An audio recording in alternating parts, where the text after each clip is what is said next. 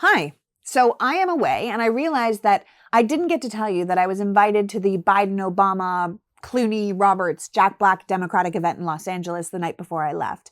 And I wanted to give you my 2 cents. The anger and vitriol and blame and darkness that we see coming out of the Trump campaign is really the polar opposite to the hope and optimism and love of country that the Biden campaign is offering.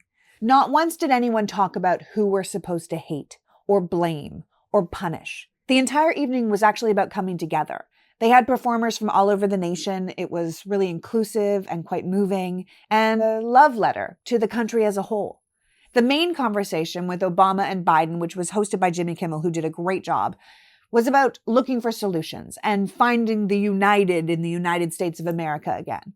Being there and listening to these men talk about leadership and America and what it stands for, I started thinking, I don't think it actually matters who the candidates are in 2024. I mean, I personally love Joe Biden. I think he is a good, decent, honest man who believes in the best in people and has lived a life of both hardship and service, and that makes him an excellent leader.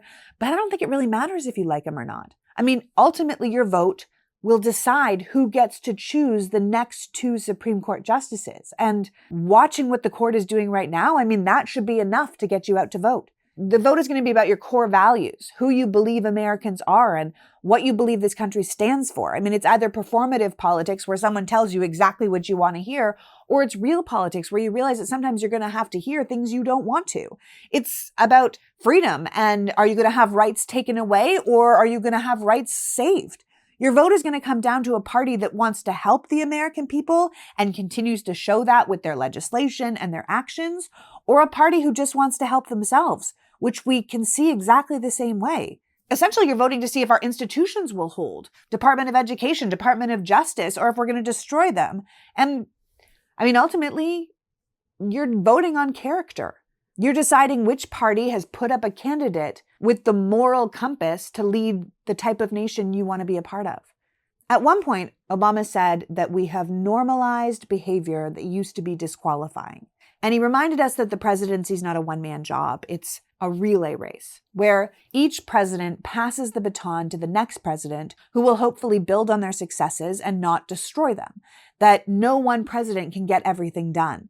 That each term and each leader should build on what came before. So you can't just give the baton to someone who wants to take us backwards, because that's not how you win.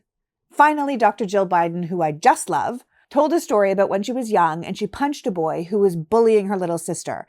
And she reminded those of us who were there that sometimes that's what bullies need, to be stood up to take their actions and respond without fear.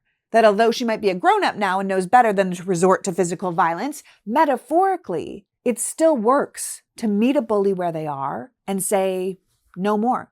I mean, it's quite obvious that's what America needs to do now. And I felt proud to sit in a room of people who agreed that they were willing to fight for this country that we love.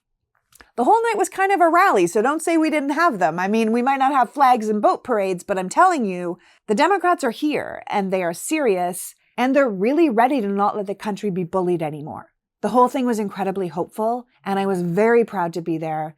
I believe in America, and I believe we can live up to our better angels.